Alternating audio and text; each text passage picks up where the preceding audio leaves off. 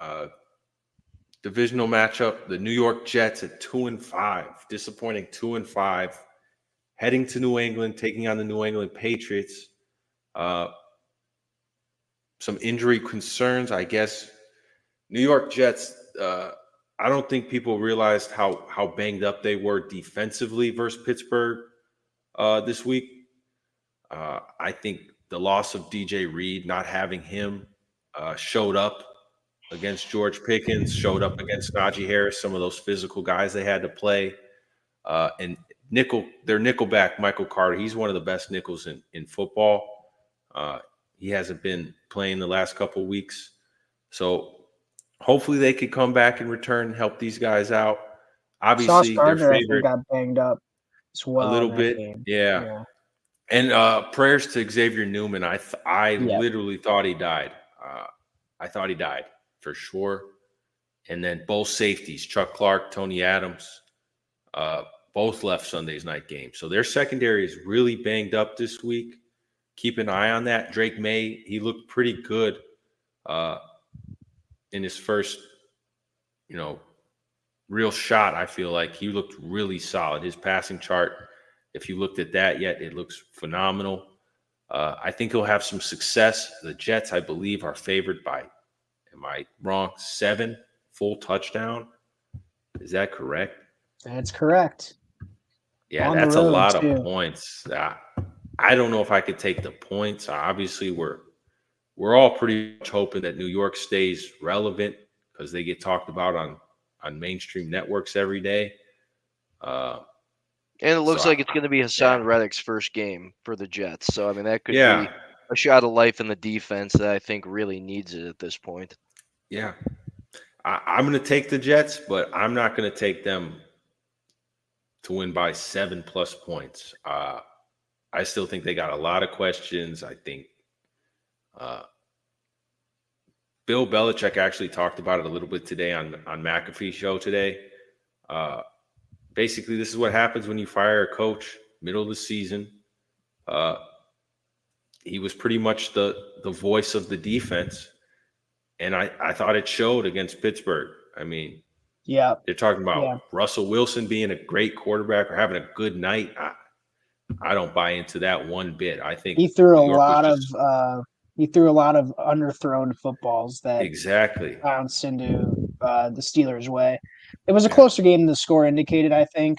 right. Um, I've got more questions on the well, not more questions, but I do have questions a lot for the Jets offense. There seems to be a lot of predictability with their offense. I don't know if it's because of Aaron Rodgers and his Achilles or just how stubborn Aaron Rodgers is, but I feel like they're always in shotgun.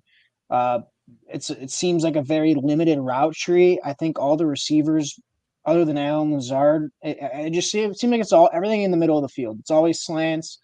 It's slant and go. It's skinny post from slot receivers. That seems to be the only type of routes that I see these wide receivers run. And granted, from a talent perspective, I love Garrett Wilson and I love Devontae Adams. Devontae Adams is one of my favorite receivers in the NFL. I don't know if the combination of Todd Downing and Nathaniel Hackett are going to get the most out of these guys. Granted, this is a Patriots defense that has gotten absolutely slaughtered 2 weeks in a row. Um, Gerard Mayo, defensive coach, defense not so good. I don't know what the line's at for the total. Um, it Your is Mike, you at got that. Yeah, uh, it's at 41.5. 41 and a half. I think Drake May has been pretty impressive through 2 starts. They got down early against Houston, so there was some stat padding there, but Yeah, he threw the ball pretty well against Houston, and he threw the ball pretty well against Jacksonville. Banged up secondary for the Jets. no Um, interceptions either. yeah, he looks like he might be able to. I mean, how many points do you think you need out of New England for this game to get over the total? Um, Here's here Even though I've got questions about the Jets' offense, this New England defense is an absolute sieve. So this is a get right week for the that defense offense. the If defense is anything, bad. The defense is bad on New England's side. But one thing I think is actually kind of interesting about where Drake May is sitting under pressure. I mean, last week, 6 for 12, 89 yards and a touchdown. He actually was playing well when he was forced out of the pocket and, forced to be an athlete and get the ball out of his hands. I mean, we talk about this offensive line. I mean, he's become a product of his environment, knowing that that's where he's probably becoming Yeah. the most comfortable Yeah. in throwing the ball. I mean, I kind of like Drake May to go at maybe over 1.5 touchdowns. I mean, it's going to be a long game. They're going to have to put up points somehow, and if he's not going to be in, if he doesn't get hurt, he's going to be in there the full time. I kind of like him to go over just by the sheer fact that I think they're going to have to be throwing the ball a lot here. But Yeah. yeah, I like the Jets. I don't know if I like them on the spread, but yeah, I kind of lean over just based off the fact that I think that for New England to be able to generate the offense. I mean, Antonio Gibson and Ramondre Stevenson have both looked not good for I think Antonio got benched last week for Hasty. yeah, I believe. he wound up getting benched. Maybe he's And getting maybe that's a trade target. Maybe someone's gonna inquire about him. it could be. I mean, I do like. I think Drake May comes out and at least keeps them in the game, but I think he could hit that over 1.5 touchdowns just based off sheer I don't know what necessity. his yardage total is, but with how banged up that secondary is, it's definitely. I think it's a good way to approach it, Mike. Yeah. Um, yeah, I'm with you guys. I don't know if I trust the Jets. I think it's just overinflated line wise because of it's a must win for the Jets. You're always Right. going to pay a premium when teams are in must win scenarios.